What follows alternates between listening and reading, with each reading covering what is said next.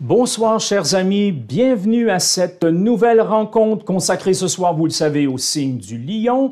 C'est une grande joie de vous retrouver en cette période estivale qui est un moment à la fois chantant et dansant. Alors que le soleil se prépare à entrer dans le signe du lion, nous allons nous préparer ce soir à assumer pleinement les grands enjeux initiatiques associés à ce signe. Quelques mots tout d'abord pour bien situer l'étape initiatique qui nous intéresse aujourd'hui. Nous savons maintenant que le cercle zodiacal est constitué de 4 quadrants principaux. C'est une thématique à laquelle on est habitué puisque on a abordé par exemple le sujet des saisons, le thème des saisons, en expliquant que chacune des saisons sur le cercle de la vie correspondait aux 4 points cardinaux. Nous sommes en train d'étudier les 4 éléments qui correspondent aussi aux mêmes points cardinaux sur le cercle de la vie, sur ce que les Amérindiens appellent la roue de médecine.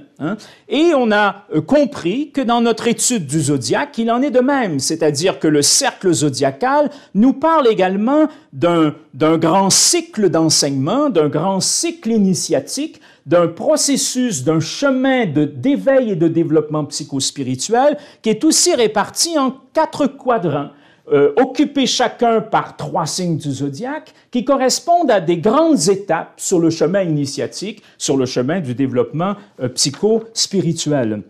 Alors, si l'on veut déjà mieux nous situer ce soir par rapport au signe du lion, rappelons brièvement que nous avons déjà traversé un premier quadrant. Ce premier quadrant, on pourrait l'appeler le quadrant de l'Est. Il a été inauguré par le signe du bélier, puis cela a été suivi du signe du taureau et du signe des gémeaux. Comment pourrions-nous résumer en une phrase toute simple, en une phrase synthèse, ce que représente l'enjeu de l'Est? On pourrait dire, sur un plan psychologique d'abord, naissance et croissance de soi-même. Et on a bien vu que le signe du bélier donnait une impulsion pour naître à soi-même, que le signe du taureau nous invitait à nourrir cette réalité intérieure pour que nous atteignions une certaine maturité avec le signe des Gémeaux. Bon, on ne va pas reprendre tout ça, mais voyez bien que cet enjeu, naissance et croissance de soi-même, correspond tout à fait à ce premier quadrant.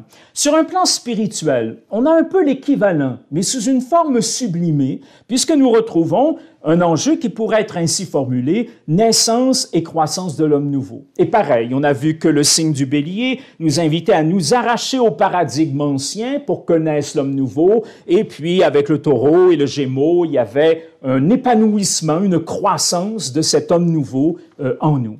Mais l'homme n'est pas simplement invité à devenir lui-même, à développer les potentialités qui sont les siennes, à faire naître en lui l'homme nouveau. Ce n'est pas la finalité de la démarche initiatique, c'est le commencement.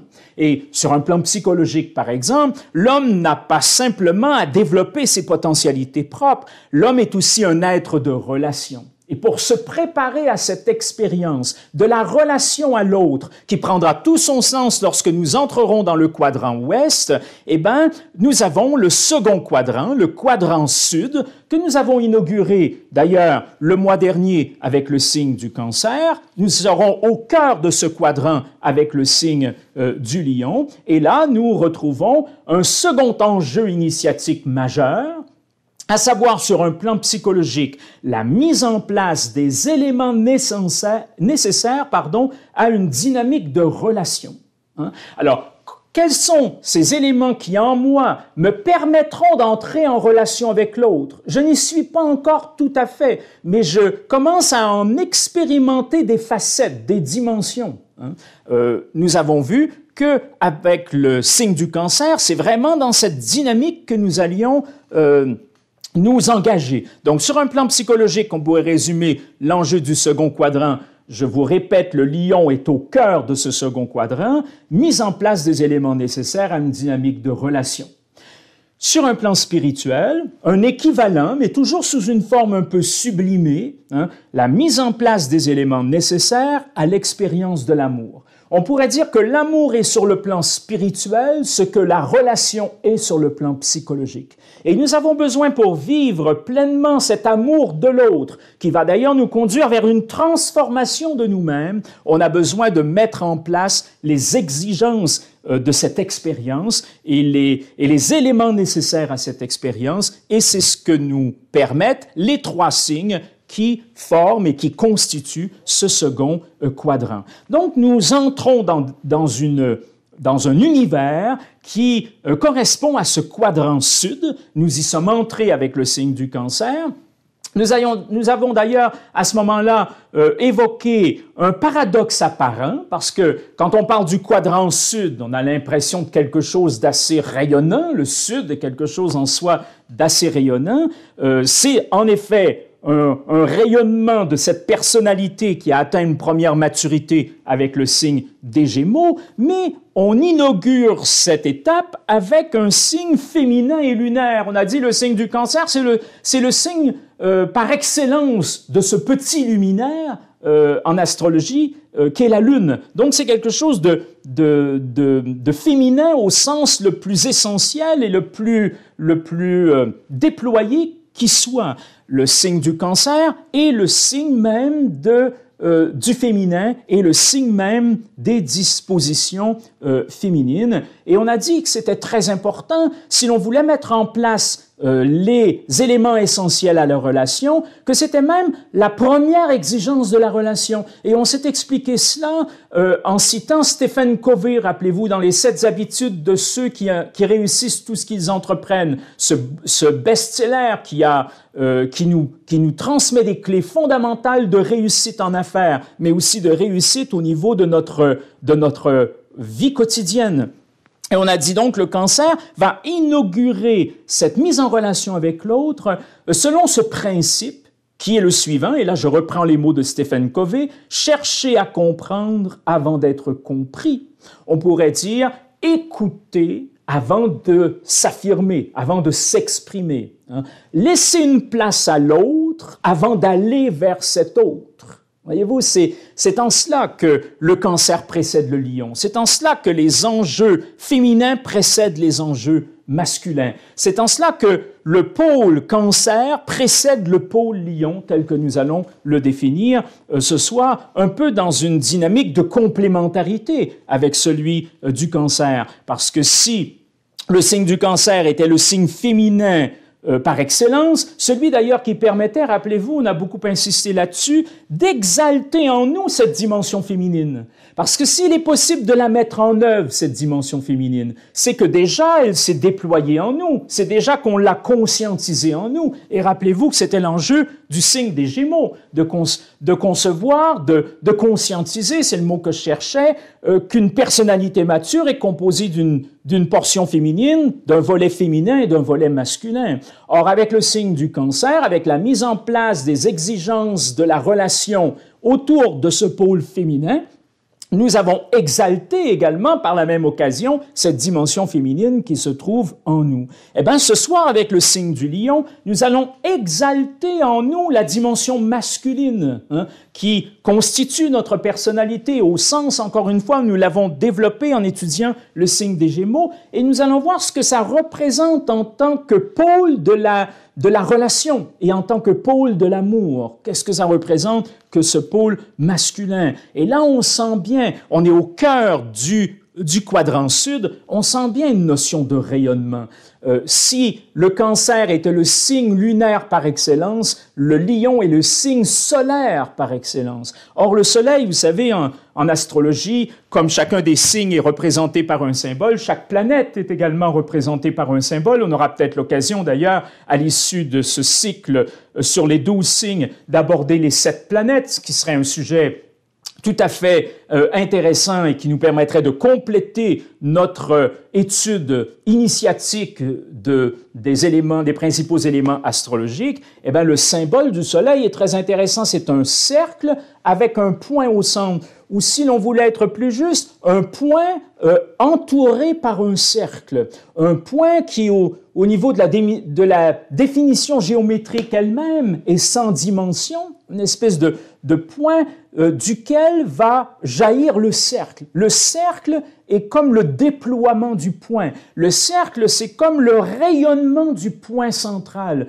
Un peu comme lorsque vous jeter une pierre dans l'eau et qu'il y a ces cercles concentriques qui entourent ce lieu d'impact, hein, eh bien, le symbole du soleil, c'est cela. C'est un élément central qui va ensuite se déployer et qui va former, à la limite de son expression, ce cercle périphérique, si vous voulez, qui est représentatif d'un rayonnement, quelque part, qui est représentatif d'une expression de ce qui se trouvait au cœur et au centre. Et c'est assez fascinant, ça, parce que ce symbole du grand luminaire, dont le lion est le signe par excellence, eh bien, évoque déjà cette notion de rayonnement, évoque déjà cette notion d'expression, ce sur quoi nous allons revenir tout au cours de la soirée. Alors, comment allons-nous procéder? Ben, comme à l'habitude maintenant, je n'ai pas besoin de trop vous développer cela et trop vous rappeler cela. Je pense que c'est maintenant bien ancré en vous. Nous abordons toujours les signes à travers 10 points précis. D'abord, dans un premier temps, dans une première étape, les 5 points repères. Des 5 points repères, vous l'avez compris, je pense, avec les exemples des signes précédents, qui sont essentiels pour nous permettre de contextualiser notre analyse symbolique. Quand on arrive à un symbole, comme le symbole du signe que nous étudions ce soir, le lion, eh bien, quelles sont les facettes de ce symbole qui est plurisémantique, qui va dans tous les sens? Quels sont les aspects qui correspondent bien à l'enjeu du signe en tant que lieu initiatique, si vous voulez. Et ça, ben, ce sont les 5 points repères que nous mettons en exergue au départ qui nous permettent de faire cette contextualisation.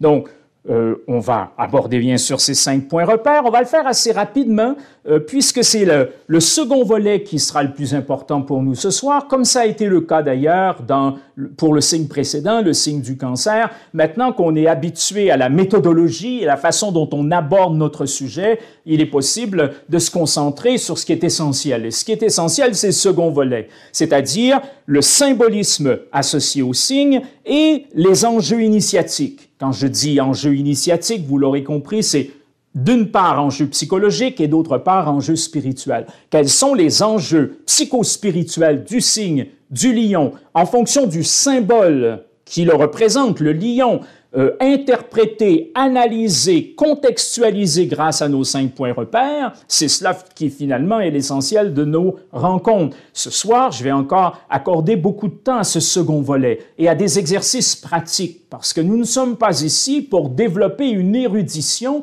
quant à une lecture symbolique et initiatique du zodiaque. C'est pas ça notre premier objectif. Peut-être que certains d'entre vous ont ça pour principal objectif, mais la démarche que nous vous proposons, bien sûr, inclut une certaine compréhension de l'univers symbolique et initiatique du zodiaque, mais en vue d'une transformation personnelle. Voyez-vous, la question qui nous intéresse quand nous étudions les signes, comme ça a été la question qui nous a intéressés lorsqu'on a étudié les 10 séphirotes de l'arbre de vie ou les 22 lettres de l'alphabet hébraïque ou les 4 saisons ou les 4 éléments que nous sommes en train d'étudier en parallèle à travers des conférences qui vous sont également proposées à travers ce même outil Internet, eh bien, notre objectif, c'est de répondre à la question « Comment cela peut-il me rendre meilleur ?»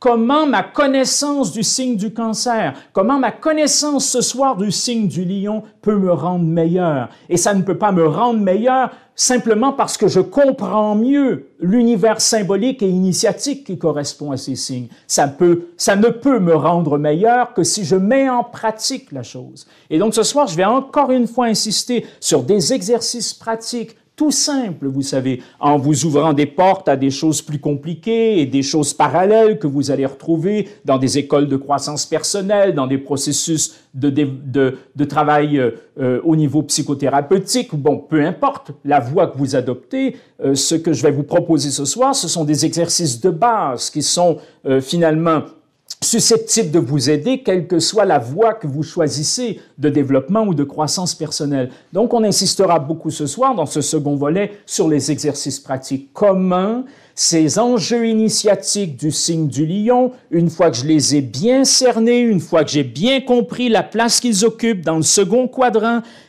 ayant préalablement compris la place qu'occupe ce second quadrant dans l'ensemble du cercle zodiacal, comment par ces exercices, puis-je devenir meilleur?